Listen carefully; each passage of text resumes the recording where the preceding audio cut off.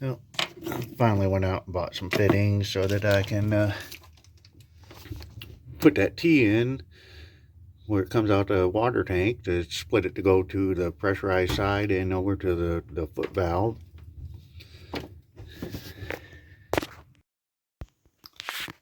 And there we go. Got the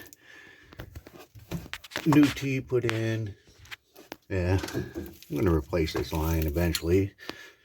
My new line goes over and through and up underneath the sink there for the galley sink. Yeah, I didn't film any of it because how I have to squeeze to get down in here. There's no room to set up a tripod, and I can't hold the camera at the same time I'm using both hands. Well, it's getting to that time of year where it's not warm anymore. And those of you who watch my videos might remember this little thing. When I tinkered around with it last year just to get it going, and because it was already there, might as well try to use it. And it worked, I guess you could say. I mean, it did put some heat in here, but it's a wood burner. So that means having wood to burn. And you come in the morning and it's freezing cold in here, and open it up, throw some wood in there, get it going, and it'd take about 20-30 minutes before it's giving off a decent amount of heat. And then every 20 minutes you got to stop and put more wood in here. At the end of the day, when you get done, you got to hang around for like an hour to make sure it goes out, burns it, everything up in there, because I don't want to leave the boat with the fire going inside it. And then on top of that, I had it rigged up with a fan here to blow across the top to get more heat off and circulate it around.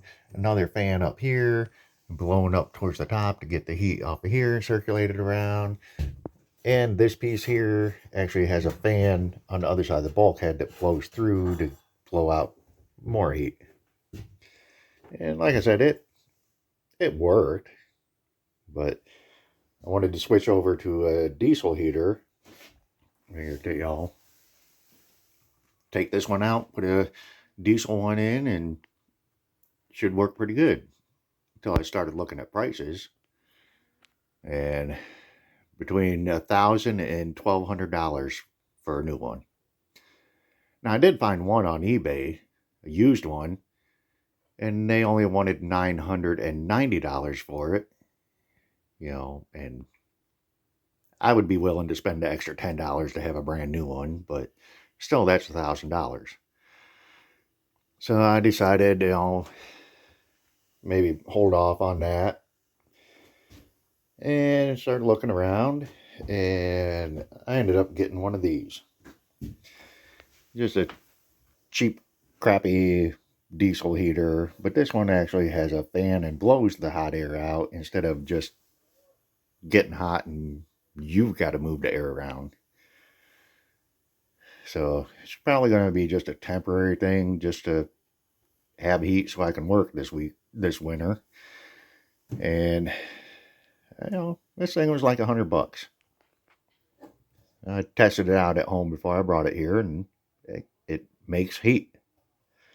That's what I'm going for. And thinking, I already got a chimney there.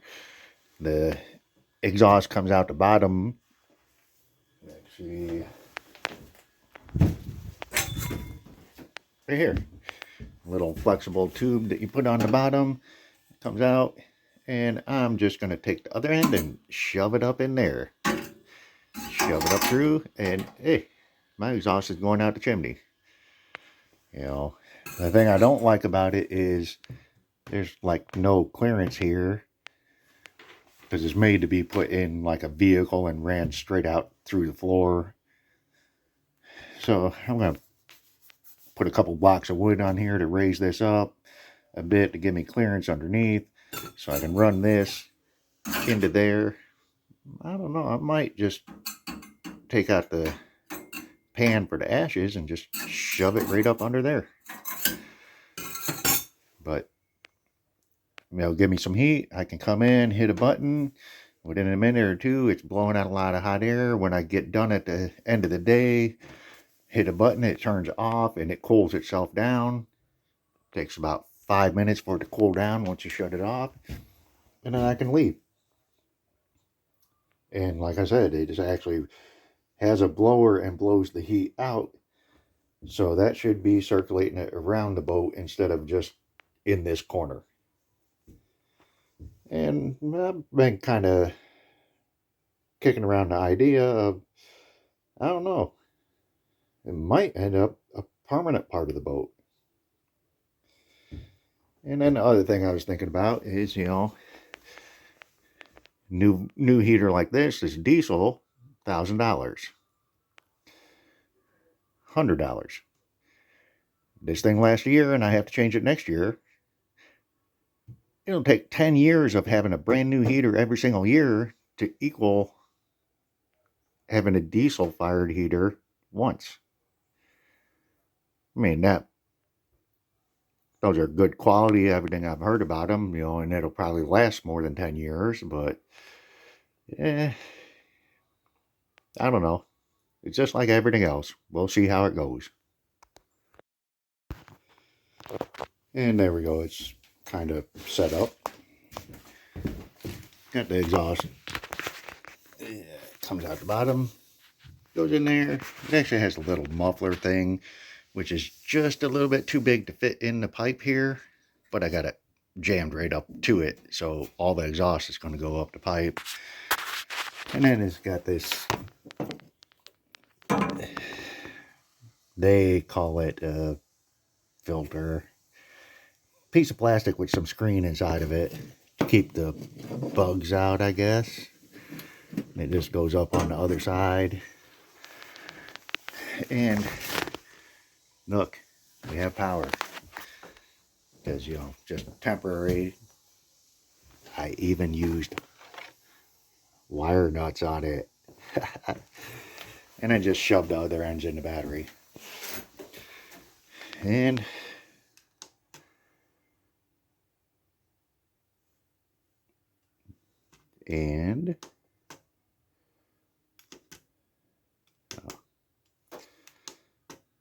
there, now it's on.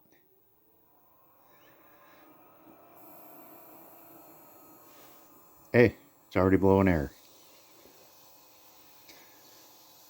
And then I'll give it a few minutes to actually go through its preheat and start burning and stuff, and make sure that the diesel exhaust is actually going out of the boat, and then see how it does. Okay, there we go. See that? 3 minutes has been running. It's already starting to blow off some heat. This little thing there starts at green and goes to yellow, and then when it's really hot it'll be red. It's showing you as the heater's getting up the temperature. And as it heats up, the fan picks up its speed. But yeah, it's already getting off heat within 3 minutes, or less than 4 minutes. You see right there, 4.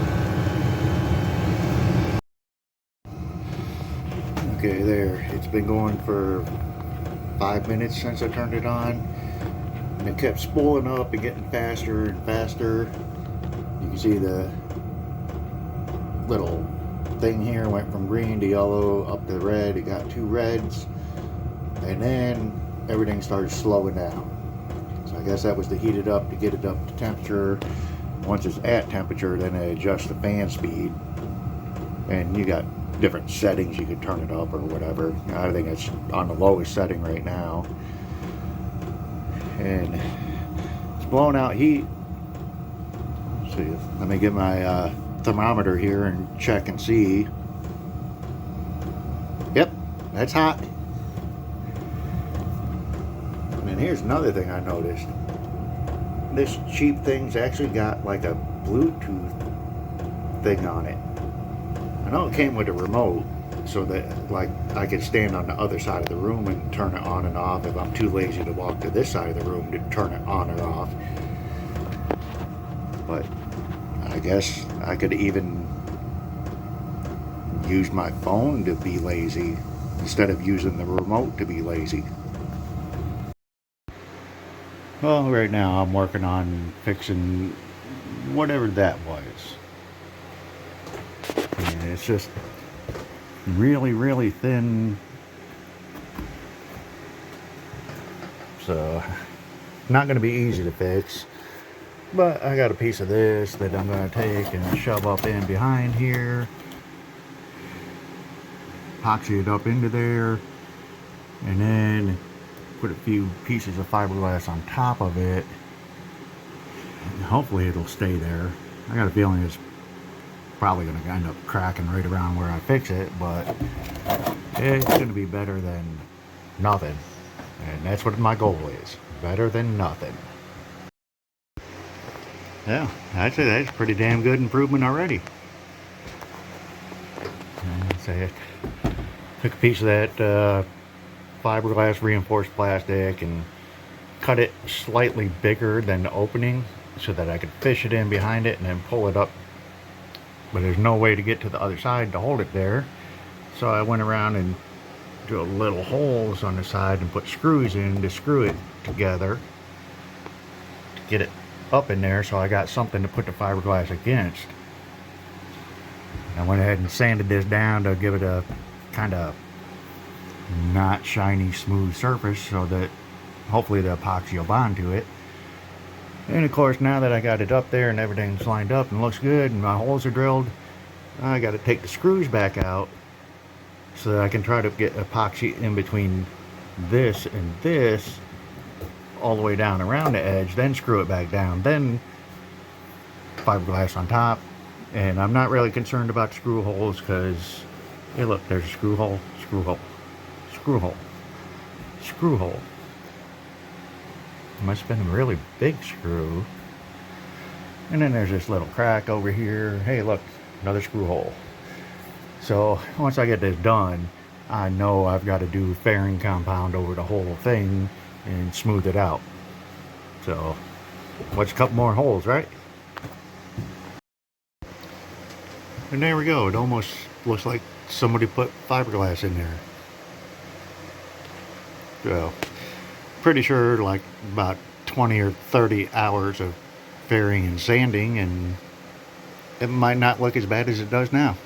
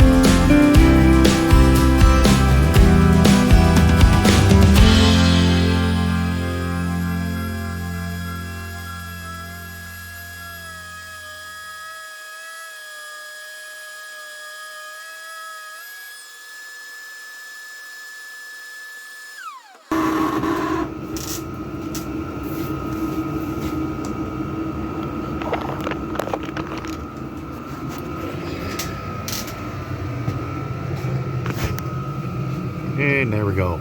Smooth enough to look smooth on camera. And that was what matters, right?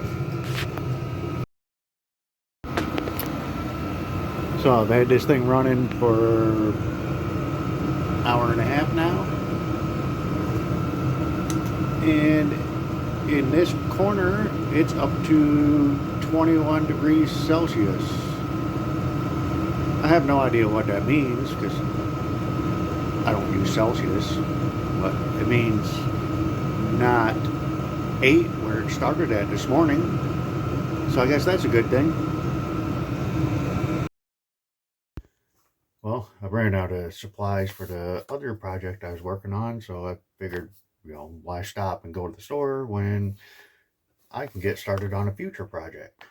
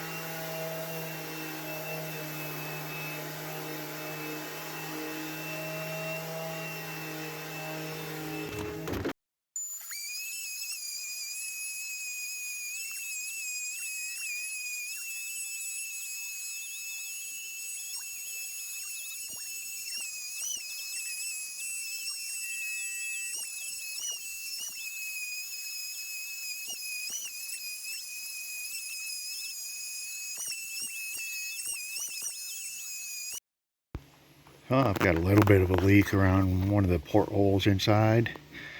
Came outside to check it out. And it's got this piece that was on here. And took the screws out and went to pop it off. And when I pulled on it, breaking it loose, just working it a little bit. But when I pulled on it, I noticed right here, this little crack here. When I pulled on it, it went like that. So I guess that's probably where my leak is.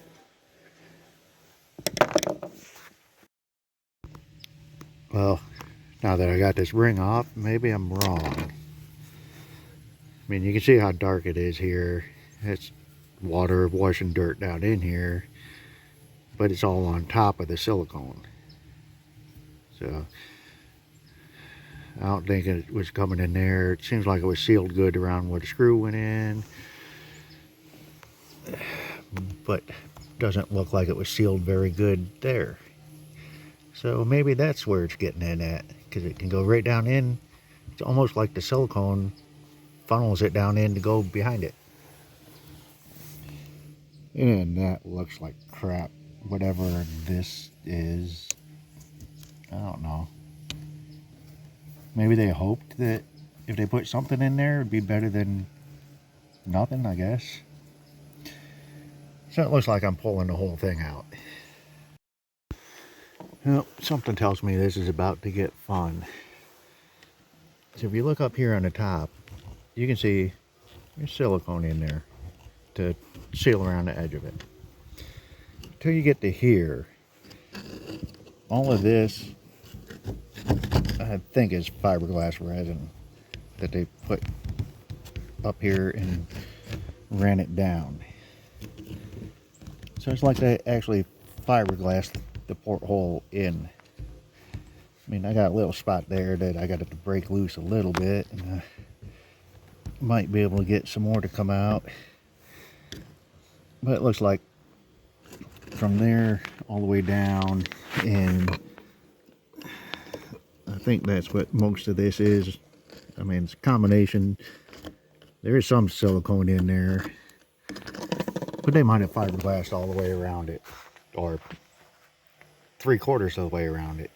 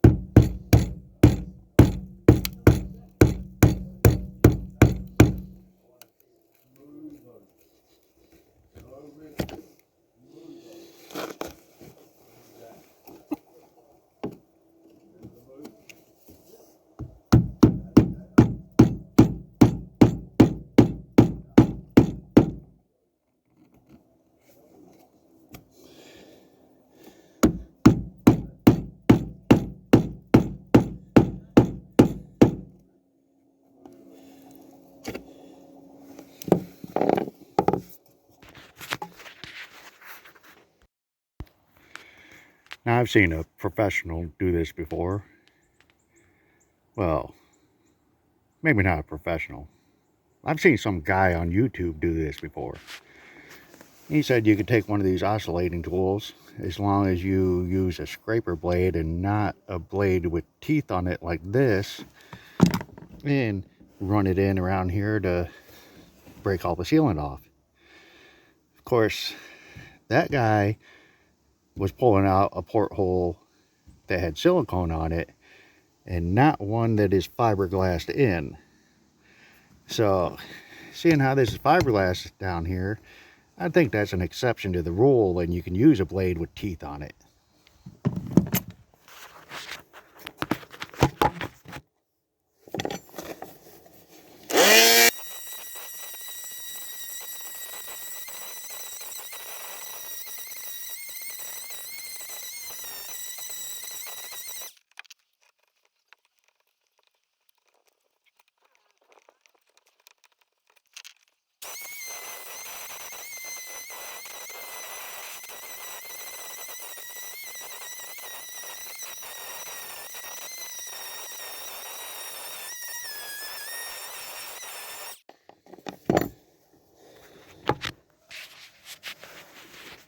Well, tune in again next week, and maybe I'll be done cutting this thing out. Oh, here's another little bit of advice. When you put a porthole in, do not fill the head of the screw with fiberglass. Well, can you believe it's been a week already? I just finally got it to break loose after jamming in and driving it in with a hammer and then sitting there. And the bad thing is, once you break the fiberglass loose, then you got to pry it out and get it to come out to give enough clearance for the actual porthole to move. That and just hitting it with a hammer helps too. And now I got it slowly moving all the way around. And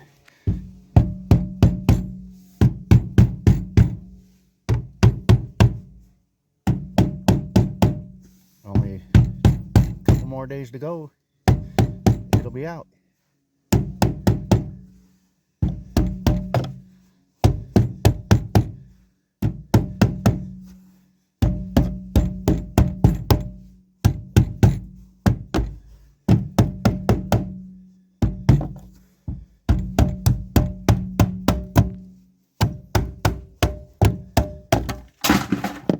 Yay! So yeah, they put all this fiberglass in there and then just shoved it up in there and then let everything set up. You know, it is okay to have a little bit of a gap around the edge of it when you put it in. It doesn't have to be perfectly tight, because they make this stuff called silicone and it fills that gap. Oh, and silicone is waterproof too. Yeah, I was just looking at this, and right there's the original opening, and I was expecting, okay, maybe it's because it's rotted out and they re-fiberglassed it or something, but no, that piece right there that they didn't manage to goop a bunch of shit on is nice and solid. Same with over here. I flaked off a bunch of this, and what's underneath is nice and solid. So it's like the only reason they put this in there was to make it too tight for it to fit in. I mean, that's the only thing I can see. I don't see any rot anywhere in anything. So there, got it all sanded down, cleaned up, and put back in. And yeah, because when they did it, they pushed it all the way up tight against the top and filled the gap with silicone or with fiberglass. So that puts the holes off, so I can't move it down. So I'm just gonna have to seal it the way it is.